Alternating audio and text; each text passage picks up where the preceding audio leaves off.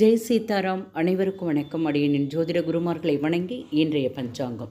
விஸ்வாவசு தமிழ் வருடம் தட்சிணாயன புண்ணிய காலம் சரத்ருது ஐப்பசி மாதம் 1ஆம் தேதி சனிக்கிழமை 18/10/2025.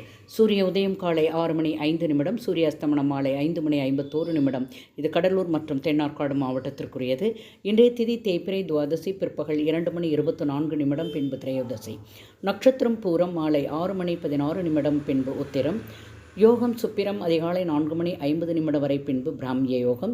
கரணம் கௌளவம் அதிகாலை 2 மணி 20 நிமிடம் வரை பின்பு தைதுல கரணம் பிற்பகல் 2 மணி 24 நிமிடம் வரை பின்பு கரசை கரணம்.